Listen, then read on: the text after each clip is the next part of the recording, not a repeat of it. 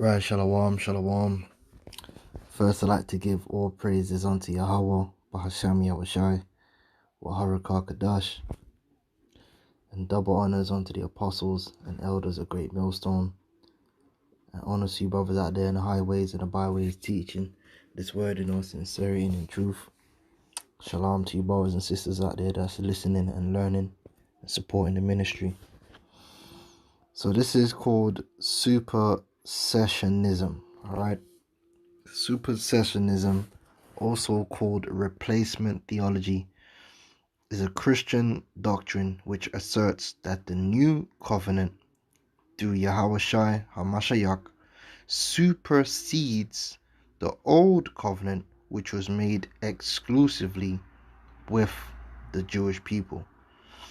So we got to make a few corrections here already. The old covenant wasn't made with the Jewish people. Okay, so let's get that. So here we have Numbers, the first chapter, and this is the numbering of the nation of Israel.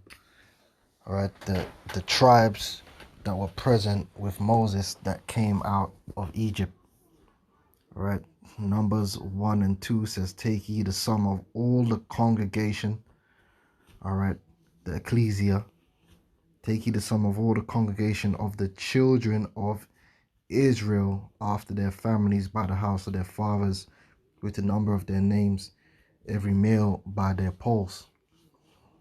Okay, and I'm not going to read it all, but it says, "These are the names of the men that shall stand with you, of the tribe of Reuben, Eleazar the son of Shaddai; of Simeon, Shelumiel the son of Zurishaddai; of Judah, Nahshon the son of Amminadab; of Issachar, Nathaniel the son of Zuar; of Zebulun, Eliab the son of Helon; of the children of Joseph; of Ephraim, Elishama the son of Amihud; of Manasseh, Gamaliel the son of Pedazur; of Benjamin, Abidan the son of Gideoni; of Dan, Ahiezer the son of Ammishaddai; of Asher, Pagiel the son of Ochran; of Gad, Eliasaph the son of Duel; of Naphtali, Ahira the son of Enan.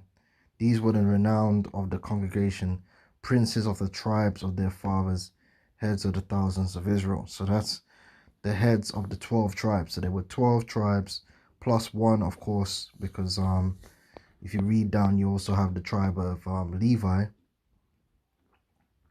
But it was commanded that the Levites should not be numbered. Numbers 1 and 47, "But the Levites after the tribe of their fathers were not numbered among them." All right, so they weren't numbered among them. Okay, so there were 13 tribes. Okay, if you include the tribe of Levi. So it was the children of Israel that was with Moses. So when the old covenant was set down, all right, and the old covenant was put in place as it is written because of the covenant that the Lord made with Abraham, Isaac, and Jacob. Okay, that's why the Lord made a covenant with the tribes of Israel. All right, Exodus 19.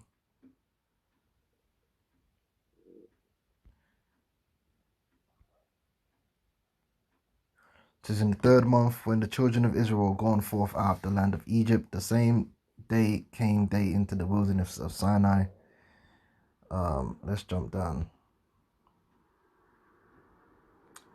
"And Moses went up unto God, and the Lord called unto him out of the mountain, saying, Thus shalt thou say to the house of Jacob, and tell the children of Israel." So this ain't to the Jewish people.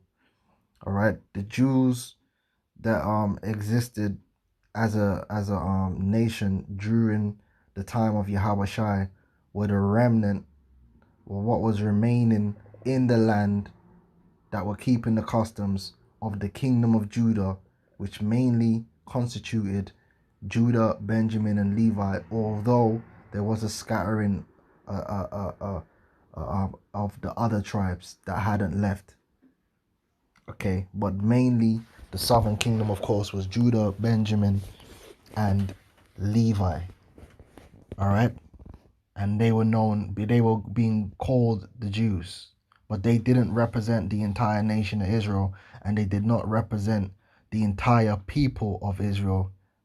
Okay, so that's like a common misconception that Christianity like to go to. The Jews, the Jews, the Jews. No, the Lord made a covenant with the tribes of Israel. Okay, not just the Jews. All right.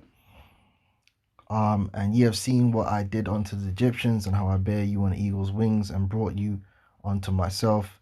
Now therefore, if you will obey my voice indeed, and keep my covenant, then ye shall be a peculiar treasure unto me above all people, for all the earth is mine, and ye shall be unto me a kingdom of priests and an holy nation. These are the words which thou shalt speak unto the children of Israel. And pretty much this chapter is where the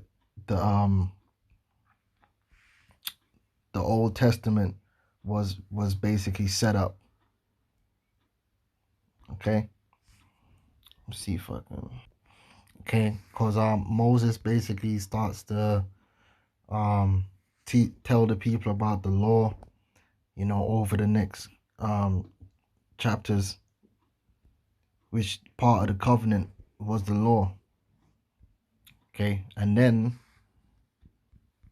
it was confirmed in blood, Exodus the 24th chapter, verse 6. And Moses took half of the blood and put it in basins, and half of the blood he sprinkled on the altar. And he took the book of the covenant and read in the audience of the people. And they said, all the Lord hath said, we do, and be obedient.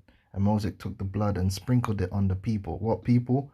The tribes of Israel. Okay, so it wasn't Jewish people. Okay, and said, behold the blood of the covenant which the Lord hath made with you concerning all these words. So this is when the Old Testament was set up, from about Exodus 19 on to Exodus the 24th chapter.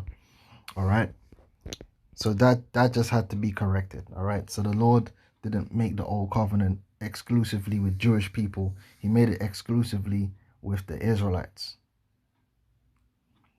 Okay, so reading it again, it says, Christian doctrine which asserts that the new covenant through YAHAWASHI and Mashiach supersedes the old covenant, which was made exclusively with Jewish people. Right? So what they believe is that the new covenant is not exclusive to the people of Israel. That the new covenant is for all humanity. So that overrides everything that the Lord had set up from the beginning. That even overrides the covenant with Abraham, because the covenant the Lord made with Abraham wasn't for all humanity. The covenant was for Abraham's seed, and that seed was Isaac unto Jacob unto the tribes. And that's why the old covenant was set up. The old covenant was set up to fulfill the covenant he made with Abraham pertaining to that seed, which is why the old covenant is made exclusively with the Israelite people. Now the new covenant is supposed to replace the old covenant, but be better, but it's still supposed to be exclusive to the Israelites, because it's supposed to be a fulfillment of Abraham's covenant. Okay? And this is where they try and mess people up. But it's clear, because when you go into even the New Testament and you go into Luke, I always bring it out, Luke 1 and 68. All right? What is mentioned? Luke 1 and 68, blessed be the Lord God of Israel, for he hath visited and redeemed his people, and have raised up a horn of salvation for us in the house of his servant David, as he spake by the mouth of his holy prophets, which have been since the world began, showing you that this has always been the Lord's intention towards the seed of Israel, that we should be saved from our enemies and from the hand of all that hate us, to perform the mercy promised to our fathers, and to remember his holy covenant, the oath which he sware to our father Abraham, that he would grant unto us, that we, being delivered out of the hand of our enemies, might serve him without fear. And that's why the Lord delivered the children of Israel out of Egypt, for that purpose, for that same reason. And you can read about that in Deuteronomy the 7th chapter, from the 6th verse on down. Okay, and so it's what it's telling you here in Luke is that what's about to happen in terms of the New Testament is no different. It's a continuation of the same intention. the same plan, the same word, the same promise. There is no difference. It's with the same people. All right, because his promise to Abraham was pertaining to a seed and not pertaining to all humanity. That being said, let's jump back over. It says, in Christianity, supersessionism is a theological view on the current status of the church. Now, if you watched the previous video I made, I showed through the Spirit that the word church shouldn't even be in the Bible. All right, the word church should not be in the Bible. The word that should be translated in there for church is simply the congregation or the assembly, which is the same word which is used in the Hebrew in the Old Testament. Okay. All right, so it says to view on the current status of the church in relation to, it's going to say here Jewish people, but what it should say is Israelites and Judaism. It holds that the Christian church has succeeded the Israelites as the definitive people of God, which is blasphemy. So what they're trying to say here is that, yes, the people of the Most High was the Israelites. They're the seed of the Most High. But through the New Testament and YAHAWASHI, the Israelites are no longer the people of God. Just the church, this new entity, is the people of God. Which that would basically be going against the promise that the Lord made to Abraham. All right, because the Lord promised Abraham concerning his seed, and the Lord made it clear exactly who the seed of Abraham is. The seed of Abraham, Isaiah 41:8, but thou, Israel, art my servant, Jacob, whom I have chosen, the seed of Abraham, my friend. Yeah. So an Edomite cannot be of the seed of Abraham, okay? The Israelites. It says, from a supersessionist point of view, just by continuing to exist outside the church, the Jews' descent. This view directly contrasts with dual covenant theology, which holds that the Mosaic covenants remain valid for Jews, which is confusion. So then you're going to have this church, and then you're going to have the nation of Israel, and the Lord's making promises to both the church and the nation of Israel. So how is that going to be fulfilled? It's crazy. Supersessionism has formed the core tenet of the Christian churches for the majority of their existence. Christian traditions have traditionally championed dual covenant theology include the Roman Catholic, Reformed, and Methodist teachings of this doctrine have taught that the moral law continues to stand. Subsequent to and because of the Holocaust, some mainstream Christian theologians and dominations have rejected supersessionism. All right, and so basically what it's saying is that a lot of these Christians just hold the view that the church represents humanity and all humanity being entered into a new covenant which supersedes the old covenant, okay, which is madness. And we're going to prove it in the scriptures, because all of this is just the doctrines of men. Many Christian theologians saw the new covenant in YAHAWASHI as a replacement for the Mosaic covenant. Historically, yeah, he might have replaced it, but it didn't replace the people. Historically, statements on behalf of the Roman Catholic Church have claimed its ecclesiastical structures to be a fulfillment and replacement of Jewish ecclesiastical structures. As recently as 1965, Vatican Council, what these same guys that's popping little boys, Vatican Council II affirmed the church is the new people of God. All right, you see, it's madness. No, like I said, the word church shouldn't even be in the scriptures. All right, the church is a new people of God, without intending to make Israel according to the flesh the Jewish people. See, how can Israel be the Jewish people? Israel's made up of 12 tribes.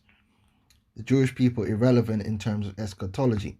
So this is the confusion. They wanna have you believe that all the prophecies concerning Israel, which are written in the Old Testament, they're gonna come to pass. But there's this church that has some kind of separate eschatology, but we don't even know where that eschatology stem from or comes from, because all the prophecies are in the Old Testament and none of them pertain to this fictional entity known as the church. So how can there be two different what they would call dispensations? Modern Protestants hold to a range of positions on the relationship between the church and the Jewish people, with the primary Protestant alternative to supersessionism being dispensationalism. And this is where it's going to get real wacky real fast, okay? Did I want to go into all that? No, I didn't really want to go into all that.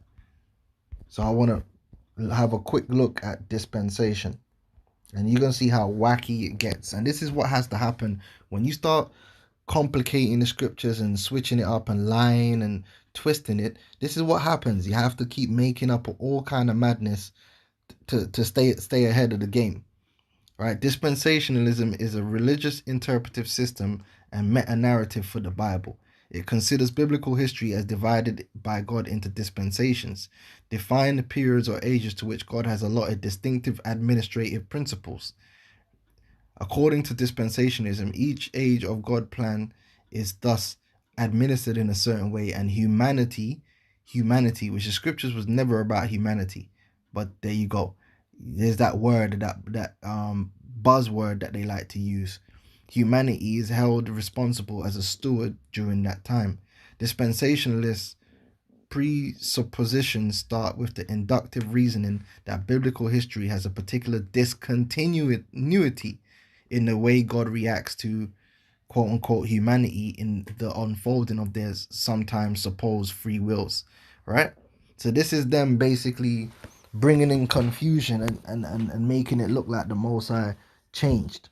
And that's the only way they can do it, because there's no basis to Christianity and the idea that the New Testament is for all humanity. There's no basis for it in the scriptures itself. So they have to make up all this dispensationalism and this, that, and the other. Dispensationalism stands in contrast to the traditional system of covenant theology used in biblical interpretation.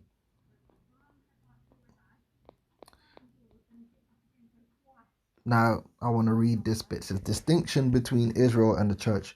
Dispensationalists profess a definite distinction between Israel and the Christian church, which, like I said, if you watch the last video I made, you will see that there's not supposed to be a distinction.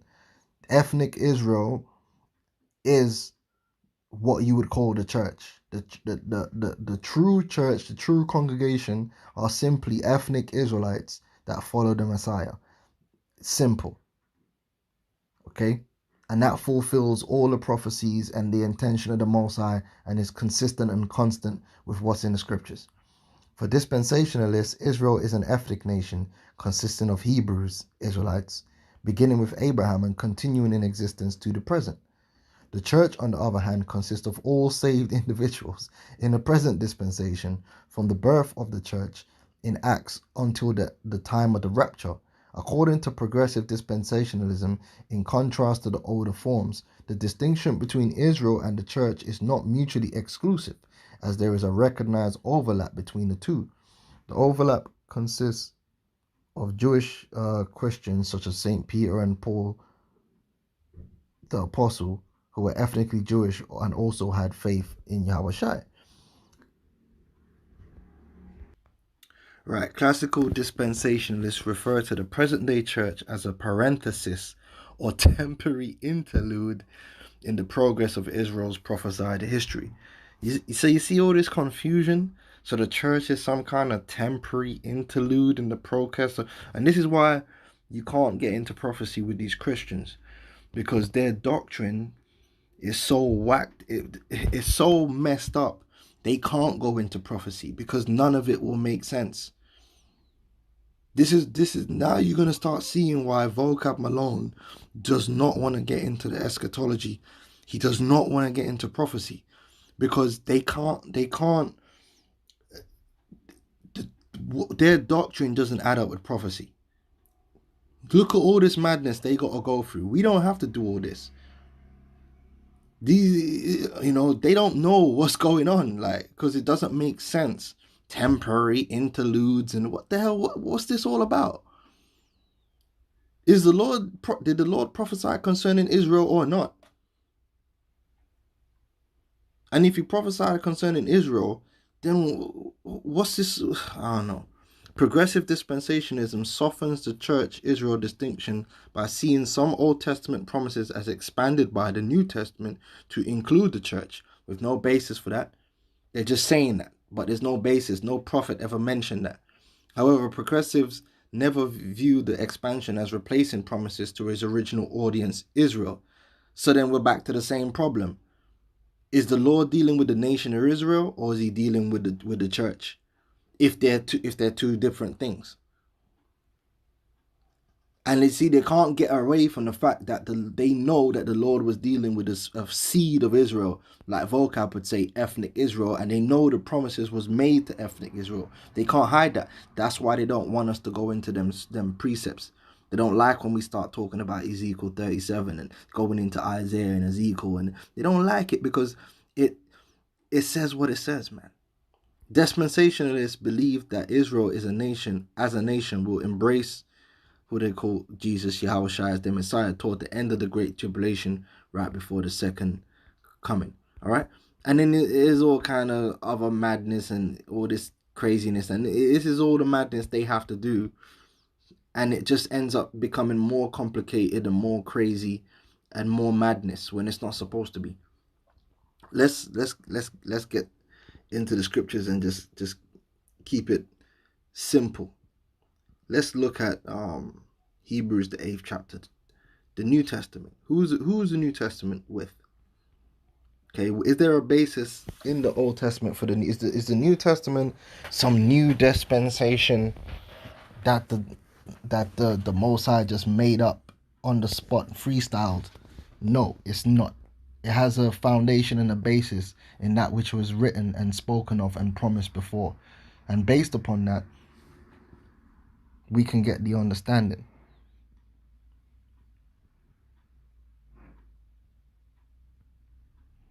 All right, Hebrews 8. Let's start from 6. But now hath he obtained a more excellent ministry, by how much also he is the mediator of a better covenant, which was established upon better promises. For if the first covenant had been faultless, then should no place have been sought for the second. Okay, now was the fault with the first covenant that all humanity wasn't involved? Was there ever mentioned the fact that, oh, the problem with this covenant that I've made with Israel is that it didn't include Edomites and every nation from under the sun, and that was never mentioned. In fact, the entire way through the Old Testament writings, the Lord is making it clear, I do not want you to be with these other nations. I want you to be separate. In fact, Paul even reiterates that in the book of Corinthians, where he says, wherefore come ye out and be separate, and touch not the unclean thing. The Lord wants us to be separate from these other nations, to come out from among them, to be different. But then these guys will have you believe, oh, some new dispensation, or and the Lord changed his mind, and now he wants Israel to. Come on, man, stop it. Right? The fault was never to do with the other nations couldn't get in. The fault was with the Israelites and their sinful nature. For finding fault with them, there was no fault with the law. Yeah, the law wasn't the issue. The law wasn't the problem. Paul confirmed the law is good, the law is holy. In fact, that same law, according to prophecy, is what is going to be upheld and established in the kingdom of heaven. The same law. The only laws that are not going to have to be exacted is the laws regarding sacrifice for sin. And the simple explanation for that is because we're not going to be sinning. So we're not going to have to do sacrificial sacrifices for sin. Okay? It all makes sense. It's very simple. We don't have to. It doesn't take. Anyway. For finding fault with them, he saith, behold, the days come, saith the Lord, when I will make a new covenant with the house of Israel. Let me read that again. Behold, the days come, saith the Lord, when I will make a new covenant with the house of Israel and with the house of Judah. Because at that time, Israel was split into two kingdoms. The Jews, or Judah, or the southern kingdom, and Israel, which was the rest of the tribes. Something these Christians like to ignore. Something called history. Right, I will make a new covenant with the house of Israel and with the house of Judah. All right. So if that's true, and we know that the majority of the house of Israel weren't even in Jerusalem at that time, then doesn't it make sense that the gospel would have to be spread throughout the world? Yes, it does make sense. Yes, it does, doesn't it? James 1:1. Not according to the covenant that I made with their fathers in the day when I took them by the hand to lead them out of the land of Egypt. So the New Testament is being made with the children of the people that the old first covenant was made with. Do you understand that? Do you understand? And the New Testament is you enter into it through belief in YAHAWASHI. So that shows you the only ones that can enter into the New Testament through belief in YAHAWASHI are the children of those who were under the first covenant. This is simple. This is simple mathematics, like, but these people try and confuse the thing, and that's why they get all messed up. And that's why they can't deal with prophecy, because the prophecy it don't add up to what they're talking about. It don't all add up. If you lay it out all on the table, it's mash up. Yeah, it's broke. It's a broken doctrine, man. There's too many holes, too many pitfalls. Okay. Not according to the covenant that I made with their fathers in the day when I took them by the hand to lead them out of the land of Egypt. We read that already. We went to Numbers 1, then we went to Exodus 19-24. Because they continued not in my covenant, and I regarded them not, saith the Lord. For this is the covenant that is. So the Lord never said, "Oh, but what about these other people?" There was never an issue with these with other nations, man. Do you not understand that? Like, that was never the issue. If that was the issue, then it would have been said that was the issue. But it was never the issue. But these people are trying to make it the issue out of their own lust. All right, because they continued not in my covenant and regarded them not, saith the Lord. For this is the covenant I will make with the house of Israel after those days, saith the Lord. I will put my laws into their mind and write them in their hearts, and I will be to them a God, and they shall be my people. And that was the promise the Lord made unto Abraham. This consistent. There's no dispensation and all this stuff. This is what it is. And they shall not teach every man his neighbor and every man his brother, know the Lord, for all shall know me from the least to the greatest. For I will be merciful to their unrighteousness. Whose unrighteousness? The Israelites. And their sins and their iniquities will I remember no more. In that he saith a new covenant, he hath made the first old. So the new covenant does supersede the old covenant, but it's still based upon Abraham, Isaac, and Jacob. It's just a better covenant than the first one, because this time the Israelites are not going to be at fault. They're going to be guiltless under the new covenant. It's unbreakable. Now that which decayeth and waxeth old is ready to vanish away. Okay? And that's what you call consistency. Now, what I want to do is could also...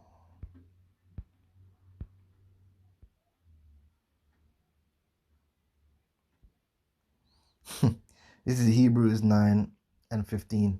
It says, for this cause he is a mediator of the New Testament, that's YAHAWASHI, that by means of death for the redemption of transgressions that were under the first testament. Who was under the first testament? The Israelites, man. That they which are called, who are called? The Israelites. Yeah? That's in the scriptures. My called. Jacob, my called. They which are called, not everyone is called. They which are called might receive the promise of eternal inheritance. What's the eternal inheritance? Inheriting the rulership, inheriting the land of Israel, inheriting the blessing. Yeah? It's this. Come on, man. It makes sense, because when you go into Ezekiel 37 and all them prophecies, what do they keep talking about? And they shall go back into the land, and they shall possess the land forever, and on and on and on and on. It's an internal inheritance, and it's talking about Israelites. Do you see why these Christians, they have to hold on to these little tiny, oh, look at the way they speak. Oh, look at the way they dress. They're so hateful. They can't they can't really go into these scriptures. Oh, this Hebrew hopscotch. They can't go into prophecy. We can, because what we're saying is backed up by the scriptures from Genesis to Malachi, and even on to the Apocrypha is backs up what we're saying. What they're saying, there's no substance in it in the scriptures, which is why they got to make up all this dispensation and this change and this, that, and the other, and all these 1,000,001 terminologies for this, that. It's just all this madness, man, just to explain something so simple. It's not like the Most High didn't make it clear, man. Like, he prophesied like he had his prophets prophesying the same thing like over and over again, and you still don't get it. He said Israel 1,000,000 times and you still saying it ain't just Israel. Then who else is it then? Jokers. Why would the Lord be gathering Israel back together if it ain't about Israel? Come on, stop it. Behave yourselves. They which are called might receive the promise of eternal inheritance. For where a testament is, there must also necessity be the death of a testator. For the testament is of a force after men are dead, otherwise it is of no strength at all while the testator liveth. Whereupon neither the first testament was dedicated without blood, and we read that. For when Moses had spoken every precept to all the people, what people? The humanity? No, the Israelites. According to the law, he took the blood of calves and goats, and with water and scarlet wool and hyssop, and sprinkleth both the book and all the people, saying, This is the blood of the testament which God hath enjoined unto you. Why did he enjoin it unto them? Because of Abraham. Moreover, he sprinkled with blood both the tabernacle and all the vessels of the ministry, and almost all things by the law purged with blood, and without shedding of blood is no remission. All right. That's the point on that. Let me jump back on Raw. What's that? Oh. Let me jump back onto Hebrews 8 because I wanted to show something. Like I said, you can always go into what's known as a cross-references, the treasury of knowledge, and what it's going to do, it's going to bring up all the passages that they could think of in the Old Testament, which are referenced in this verse about the new covenant being made with Israel. So Hebrews 8 and 10 also goes into Hebrews 10 and 16 and Hebrews 10 and 17. This is the covenant that I will make with them after those days, saith the Lord. I'll put my laws into their heart, and in their minds will I write them, and their sins and iniquities will I remember no more. Okay. Exodus 24 and 4, that's referencing Israel. Exodus 24, we already said that about Exodus 24. Okay. Right, Deuteronomy 30 and 6. And the Lord thy God will circumcise thine heart and the heart of thy seed, to love the Lord thy God with all thine heart and with all thy soul, that thou mayest live. That's the Lord through Moses prophesying of the New Testament all the way back in the Torah. Yeah? Do you see? Do you see? Like, all the way back in the Torah, Moses done told the Israelites about the New Testament. He said that, and it was specifically speaking about Israel. Jeremiah 31 and 33. But this shall be the covenant that I will make with the house of Israel after those days, saith the Lord. I will put my law in their inward parts and write in their hearts, and will be their God, and they shall be my people. And what I want you to do is, all these scriptures I'm mentioning, go read the whole chapters and see if you find anywhere in there about it mentioning about other nations taking part in this. Jeremiah 32 and 40, and I will make an everlasting covenant with them. Who was the them that he was talking about? Who was the them Jeremiah was talking about? Israelites.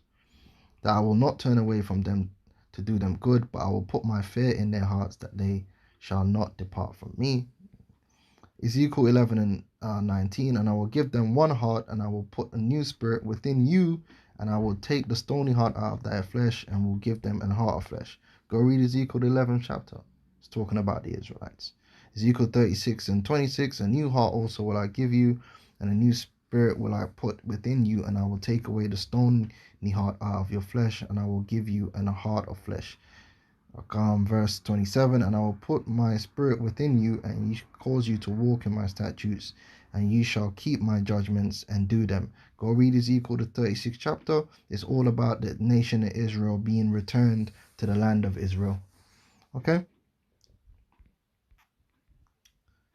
2 Corinthians 3 and 3. That's it. Okay, so that's all the ones that from. Okay. All right, Genesis 17 and 7. And I will establish my covenant between me and thee and thy seed after thee in their generations for an everlasting covenant, to be a God unto thee and to thy seed after thee. Okay, so it's a physical seed. And there you go, Genesis 17 and 7. That's the foundation of all the covenants. Right, verse 8, and I will give unto thee and to thy seed after thee the land wherein thou art a stranger. Now, in all the prophecies, the land is the Israelites going back to the land. All the land of Canaan for an everlasting possession, eternal inheritance, you could say. And I will be their God. Okay. Here we go. Jeremiah 24 and 7. I will give them a heart to know me, that I am the Lord, and they shall be my people, and I will be their God, for they shall return unto me with their whole heart. Do you see a pattern here? All the prophets, man. Jeremiah 31 and 1. At the same time, says the Lord, I will be a God of all the families of Israel, and they shall be my people. Jeremiah 31 and 33. But this shall be the God. We read that already. 32 and 38. And they shall be my people, and I will be their God. Ezekiel 11 and 20. You read that. Ezekiel 36. I read that. Ezekiel 37:27, my tabernacle also shall be with them. Yea, I will be their God, and they shall be my people. Read Ezekiel 37. It's all about the resurrection of the nation of Israel from the dead, and their deliverance back into the land. Read that, and then that is all. This scripture is also quoted in Revelations 21. And I believe that the 4th verse. Okay, so the Ezekiel 39:22. So the house of Israel shall know that I am the Lord their God from that day forward. Hosea 1 and 10. Yet the number of the children of Israel shall be as the sand of the sea, which cannot be measured nor numbered. And it shall come to pass that in the place where it was said unto them, Ye are not my people, ye are Gentiles, there it shall be said unto them, Ye are the sons of the living God. John the 1st chapter. To as many as believed on him, he gave power to become the sons of God. Oh boy. Hosea 2 and 23. And I will sow her unto me in the earth, and I will have mercy upon her that had not obtained mercy. And I will say to them which were not my people, Thou art my people, and they shall say, Thou art my God. Again, that's talking about Israelites. Very clear. Read the book of Hosea. It's very clear who he's talking about. Zechariah 8 and 8. And I will bring them, and they shall dwell in the midst of Jerusalem, and they shall be my people, and I will be their God in truth and in righteousness. Zechariah 13 and 9. And I will bring the third part through the fire, and will refine them as silver is refined, and will try them as gold is tried. They shall call on my name, and I will hear them. I will say, It is my people, and they shall say, The Lord is my God. Oh boy, see what I mean? Hebrews 11 and 16. But nowadays I a better country, that is an heavenly country, right? That's the kingdom of heaven. We're going to be living in the land of Israel heavenly, because it's going to be blessed and righteous. Wherefore God is not ashamed to be called their God, for he hath prepared for them a city. And that's New Jerusalem, man. I don't know, man. I don't know. Okay. So this is the problem. They can't back up what they're saying, man, with the scriptures. And we can. All right. We don't have to confuse the church with Israel. And look, man, that's why everything we speak is concerning the nation of Israel. This thing is all about the Lord delivering a remnant and elect of his people. And they're scattered throughout the four corners of the earth. We don't know exactly who they are, but they're going to be sanctified by belief in this truth.